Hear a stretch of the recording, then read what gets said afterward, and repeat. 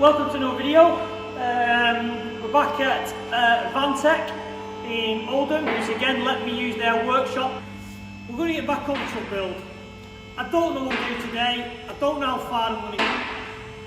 I think we're going to look at this selector, the water pipe, and just generally plan the future of what I need to do with it to get it built. Again, like I say, I don't know how I'm going to get on. Watch this space, what we can achieve today. So I'm going to start by looking at the gear selector. I don't know how I'm going to do it, so I'm kind of going to make this up as I go along. But what I'm seeing is, obviously, these are on like a ball and socket joints, which go to cables which hold here. So what I found out is I can kind of use some of the Vetra bits, this is the Vetra gear selector, some of the Vetra bits and some of the truck bits, and I reckon I can, fingers crossed, make it work. But the problem I'm having is the throw.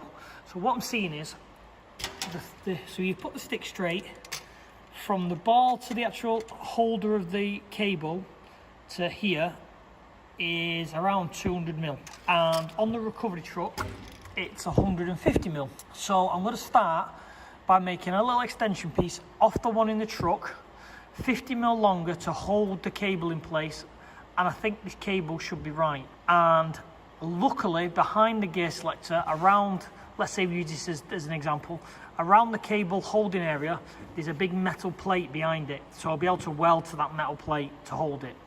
So fingers crossed, I'm going to make something with this channeling, bit of plate, bit of folded sections, see if I can make this cable fit this one and get one of the cables to fit.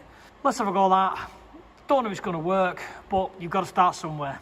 So this is what I'm thinking of starting off with. Cut this out, fold these two returns, which will leave this flat edge, and then cut this out, which will imitate one of these. Then what that'll give me, it'll give me a plate, which then I can weld to that metal plate inside the car. So let's get this cut out, let's get that cut, and let's see if we can make it fit. So this is what I've made. So basically, the cable plastic holder will sit in there, as it does on the original, and then just for security, I've drilled a little hole, because sometimes if you haven't got like this, you have like little return edges on here on the original, because obviously the plastic molded and you can put it on, and this is just to put a cable tie through, so I can put it all around it and pull it tight so it's not going to fall off or fall out when I'm driving, and it'll sit nice and tight against this edge. So I've got this, I'm going to go and put it now in the truck and see whether it can weld to and see whether I can support these cables. So this is what it's evolved into. Just to explain what, and I'll show you in the vehicle in a minute. Two cables hold it on, because there's not that much room when I've actually looked, so I didn't really need to use the other one. Two holes to put cable ties through to hold each one in so it don't move.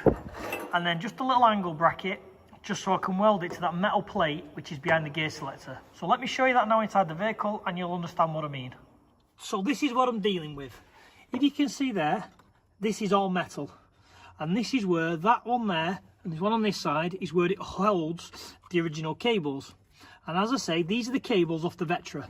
So if you put that on, it'll fit on, but it's too long for this section. This is off the Vetra as well, it's too long. So technically I need to drop this down so that fits in there and it's still holding in the same place. The same with this. So here's the thinking of why I'm doing the thing the way I've done it. If that goes in there with a cable tie, like so, because obviously it's a bit sloppy, hence the cable tie route, and then that is held around, you know, this area, a little bit further down, it's going to be the right distance at the top. It's dropped it down probably 20-30mm, which is what's needed, and it seems to fit fine. And with having the other side, that one can go on there, and the both seem to be clamped in and looking fine where it needs to be. I think that's going to be the gear selectors now sorted out. I don't think I'm going to be able to finish that today because I've only got one of these ends, because it's slightly different on the other cable on the Vetra, so I need to get another one of them to make it a lot easier to fit. But again, I think that's going to be the gear selector on this end all done and dusted. I'll just probably put a cable tie on, maybe just line it up a little bit better just to double check, and then I can tick that job off until I can order another one of them Vector ends. Yeah, let's do that now. So this is to give you a little bit more of a close-up of what I'm trying to achieve. So I've assembled the bracket. As you can see around the back, you can see that, it'll weld to that panel there. It holds the cables far enough away and it clips onto the Vectra ball and socket joints. So that's obviously where the original cable sat. This is where the new cable sat. It seems like it's going to work, but obviously I can't finish it off because, as I said, I've not got another one of these. And the reason why I'm saying I need two of them is that in there is a ball and socket joint. On the other side of the Vectra, it's a push-through joint, which is no good. So I'm going to need to get another one of them to go on the other one, which is that cable.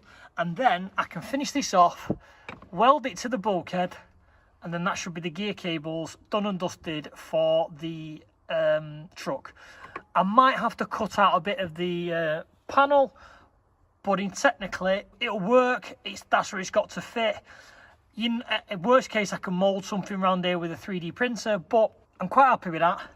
It all sits nice. It sits all flush. It looks like it'll be a nice little fix. And when that is in there, you know, it's got, if you look at the side to side, it's got enough movement to get the full swing on the cable up and down. So no, that's going to be the gears, I think, done. I might redesign the way it's held in. I might 3D print something. I might put a little cable tie which goes around and pulls it in a little bit more, but they're not going nowhere. They're fair enough, you know.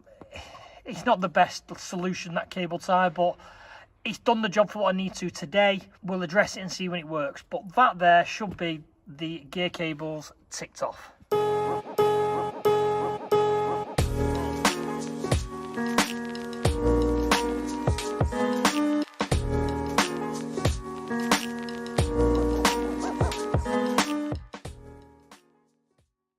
So, we're fabbing up all the water pipes, obviously, as I've said. So this one's done, which goes something, so that goes to there, and that goes to there, so you can see. So that's now that water pipe done. Let me show you the one underneath, where we're up to on this one. And this is the one underneath. It goes into the radiator there, comes round and clears the fan, and comes down and along the front of the chassis. Now, I've run out of bends, so I can't take it up that end, but I'm somewhere near, so we're going to kind of call that job as done until I can get some bends. So I think now I'm going to look at the header tank mounting, and then once that's done, call it a day. So I was going to do the header tank. This is the factory header tank from the truck, and it sits directly above the engine. Dirty, it's old, don't really like it, doesn't sit very nice, so I'm going to bin that. We're going to look at probably just getting a standard Vectra, brand new. I think they're 25 quid off eBay, and I'm going to make that fit. Be brand new, it'll look clean, and I can adapt it where it sits in a better position. I could do that, but what's the point? It's dirty. I might as well get something a bit more compact and make it a bit tidier. So that's going to mean now calling it, obviously, for today. So relaying back on what we were up to. Engine's obviously mounted, drive shafts are done, boost pipes are all done. The water pipes are done by one side, we need a couple of bends, 5-10 minute job, and a couple of feeds off the water pipes for, you know, smaller pipes, but again, nothing major. Gear linkages is done. So other than, I think the big job next is exhaust. I'll fab an exhaust up, but I don't know what I'm going to do yet. I might do something fancy for the back, I'm not too sure, but we'll look at that at a later date. Then wiring. So quite confident we're up to. You know, moving forward, you know, it's coming together now. We're not far off being able to turn the key. And if you're following all my builds, you'll see that we're on with the 1.9 Corsa diesel. Where I am time-wise is, next week, the weekend coming, I will be over doing the full wiring on the Corsa 1.9 diesel. So once that's done and cracked, I'll be able to get this one wired. So fingers crossed, it's coming up soon. So yeah, everything's slotting into place. Where the goals I need to hit and where, you know, where I want this to be, it's slowly coming together. So I'm very happy where we're at, very happy with the progress. Oh, and I also want to say is people might ask why I've done stainless pipes for the water system. The reason being is, pipes, when you get the pipes off other engines, they don't fit. They're not meant to go in a certain place. You end up putting, you know, joiners in and making this, and it's just horrible. For the sake of probably about £100 in stainless tube and bends, I can make a perfectly fitted part. It'll never fail, never rust, never do anything. That's the reason why I do it this way. I can make it so it fits right. And with the plans I've got for this, would like to do, you know, tours around Europe with it, with the other half. I want it to be as reliable as it comes. Hence, doing them all out of stainless. So, got to end this one here now. Obviously, we, you know, you've seen me do the gear linkages and the water pipes. Don't know what we're going to get to next, but thanks for watching, and I'll see you on the next part of the recovery truck build.